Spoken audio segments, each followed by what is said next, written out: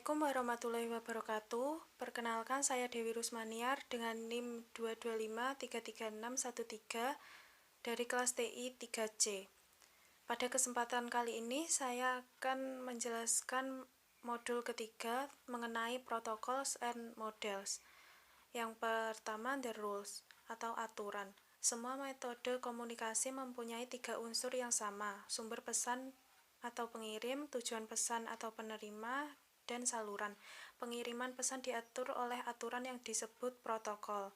Protokol harus mencakup pengirim dan penerima yang teridentifikasi, bahasa dan tata bahasa yang umum, kecepatan dan waktu pengiriman, dan persyaratan konfirmasi atau pengakuan. Protokol komputer umum mencakup persyaratan berikut: pengkodean pesan, pemformatan dan enkapsulasi, ukuran, waktu, dan opsi pengiriman. Pengkodean adalah proses mengubah informasi menjadi bentuk lain yang dapat diterima untuk transmisi. Penguraian kode membalikkan proses ini untuk menafsirkan informasi. Format pesan bergantung pada jenis pesan dan saluran yang digunakan untuk menyampaikan pesan. Pengaturan waktu pesan mencakup kontrol aliran, waktu tunggu respon, dan metode akses. Pilihan pengiriman pesan termasuk unicast, multicast, dan siaran. Yang kedua, protocols. Protokol diimplementasikan oleh perangkat akhir dan perangkat perantara dalam perangkat lunak, perangkat keras, atau keduanya. Pesan yang dikirim melalui jaringan komputer biasanya memerlukan penggunaan beberapa protokol, masing-masing dengan fungsi dan formatnya sendiri. Setiap protokol jaringan memiliki fungsi, format, dan aturan komunikasinya sendiri. Keluarga protokol Ethernet mencakup IP, TCP, HTTP, dan banyak lagi. Protokol mengamankan data untuk menyediakan autentikasi, integritas data, dan enkripsi data, yaitu SSH, SSL, dan TLS. Protokol memungkinkan router untuk bertukar informasi rute, membandingkan informasi jalur, dan kemudian memilih jalur terbaik ke jaringan tujuan, yaitu OSPF dan BGP.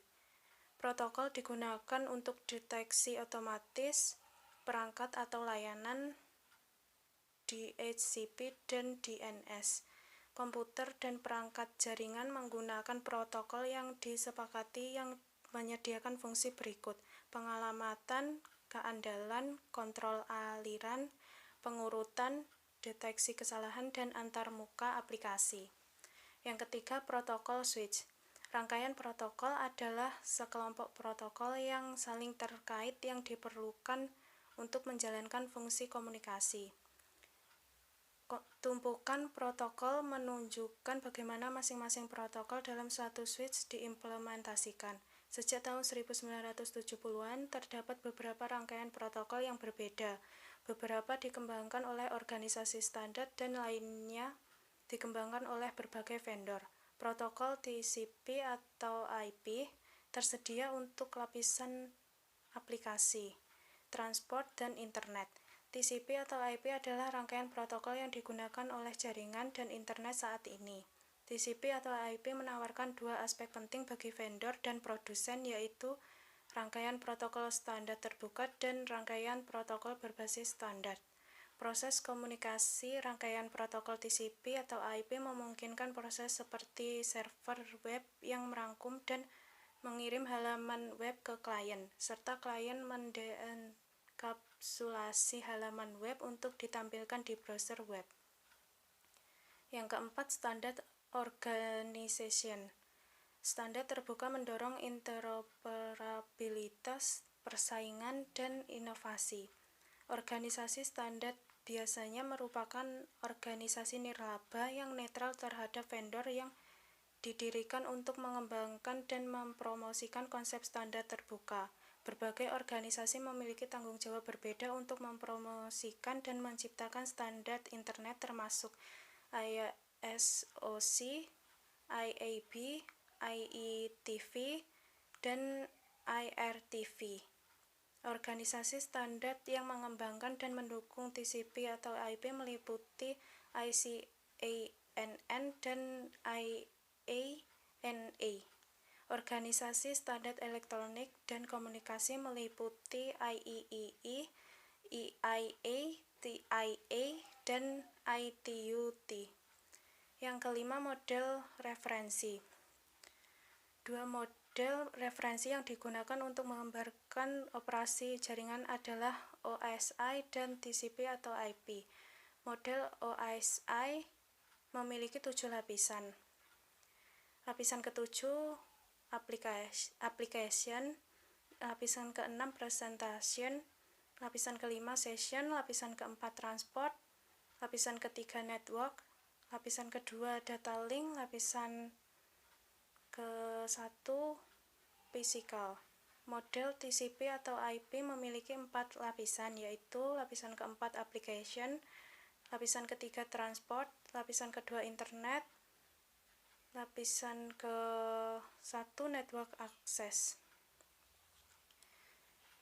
Yang keenam, data encapsulation. Menyegmentasikan pesan memiliki 2 manfaat utama, yaitu dengan mengirimkan potongan-potongan kecil dari sumber ke tujuan, banyak percakapan berbeda dapat disisipkan di jaringan. Ini disebut multiplexing. Yang kedua, segmentasi dapat meningkatkan efisiensi komunikasi jaringan. Jika sebagian pesan gagal sampai ke tujuan, hanya bagian yang hilang tersebut yang perlu dikirim ulang. TCP bertanggung jawab untuk mengurutkan segmen individu. Bentuk yang diambil sepotong data pada setiap lapisan disebut unit data protokol atau PDU. Selama enkapsulasi, setiap lapisan berikutnya merangkum PDU yang diterima dari lapisan di atasnya sesuai dengan protokol yang digunakan. Saat mengirim pesan di jaringan, proses enkapsulasi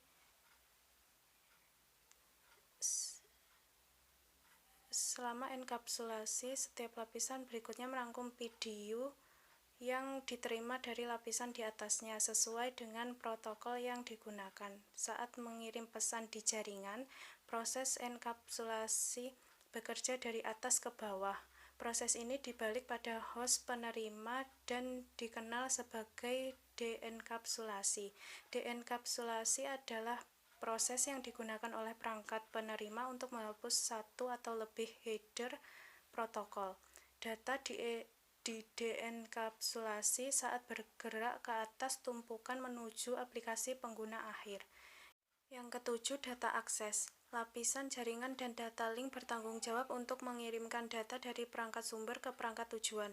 Protokol di kedua lapisan berisi alamat sumber dan tujuan, namun alamatnya memiliki tujuan berbeda.